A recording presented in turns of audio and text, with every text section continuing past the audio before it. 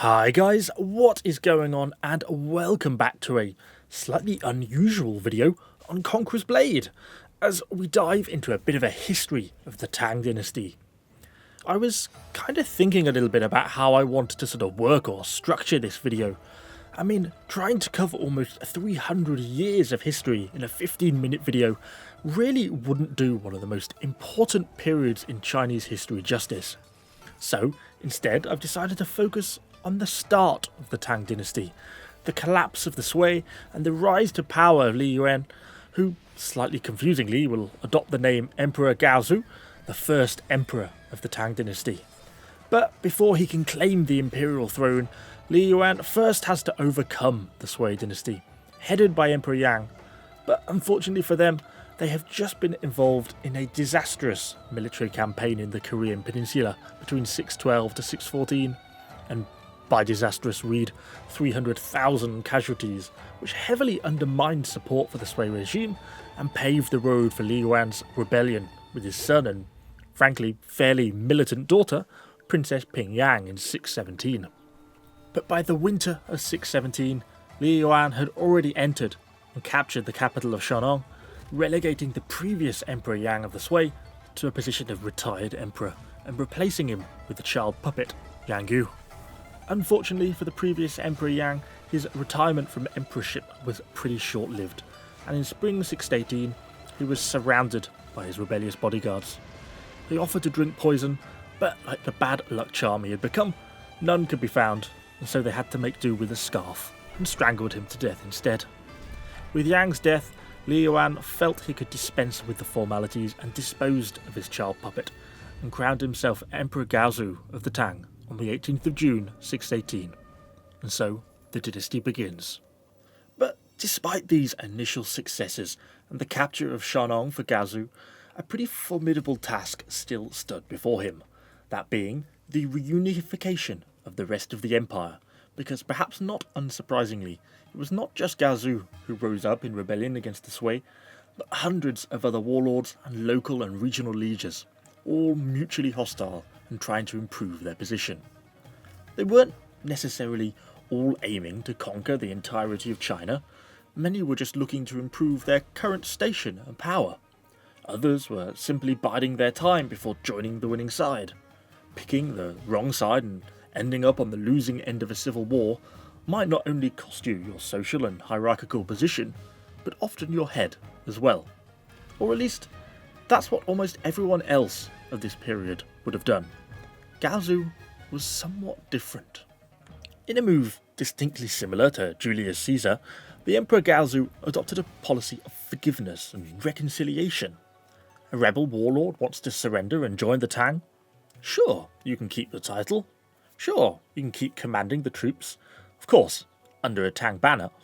And whilst, yes, there were still executions, the Tang dynasty rapidly built a reputation for fair and forgiving leadership, casting off the harsh punitive policy that had been adopted by many previous and future emperors.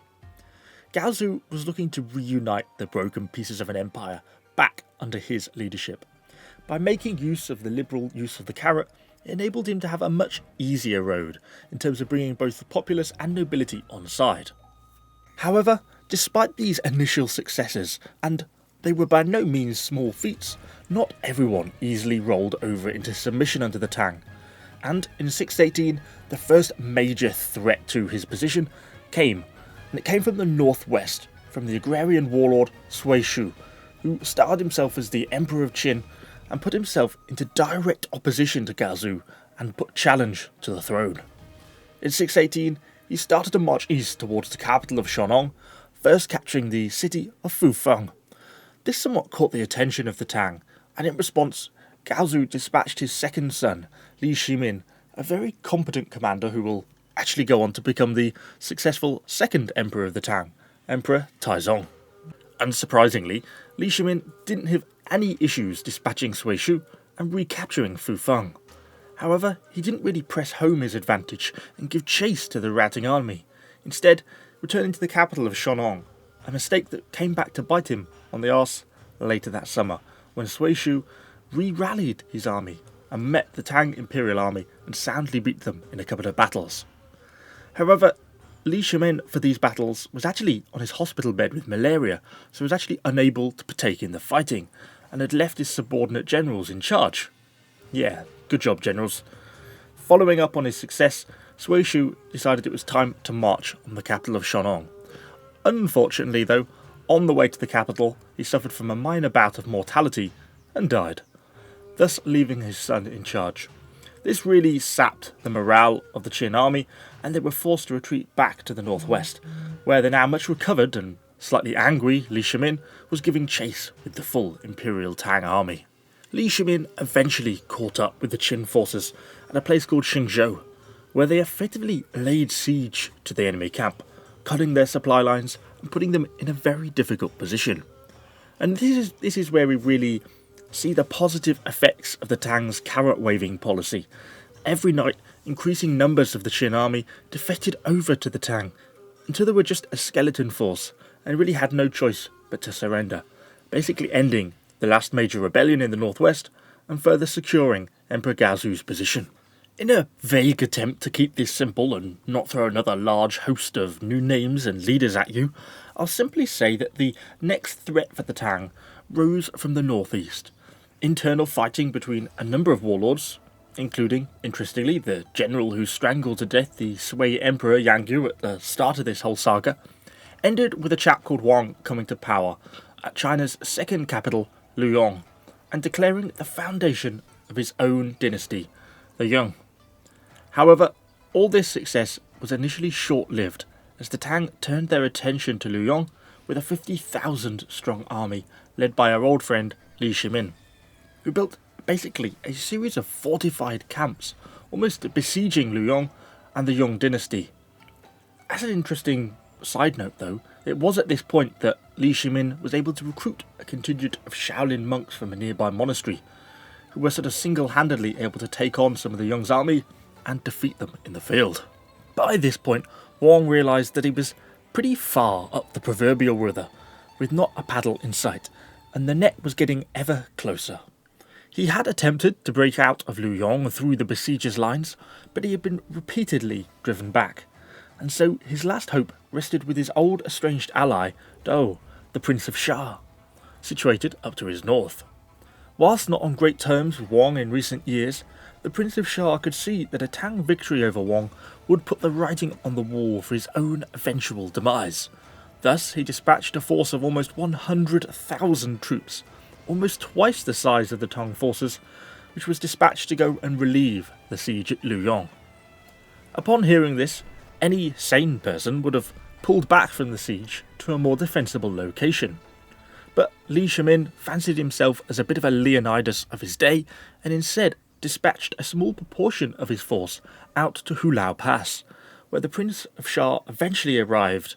With his army of 100,000, he found the pass to be well fortified with walls and embankments, and around 10 to 20,000 Tang defenders, all staring back at him.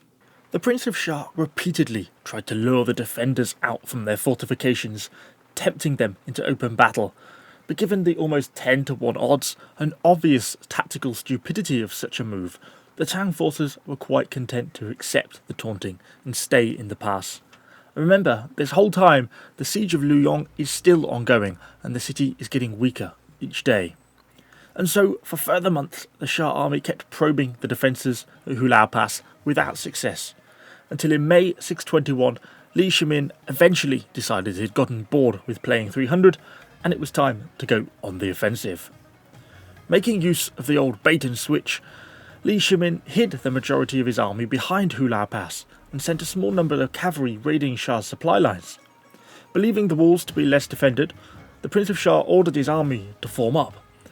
Once openly in battle formation, and standing in the hot sun for many hours, did Li Yuan unleash some of his cavalry against the Prince of Sha's flank.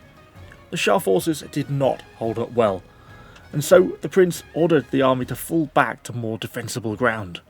But as with the risk of any retreat, it becomes a rout, and it was no different here.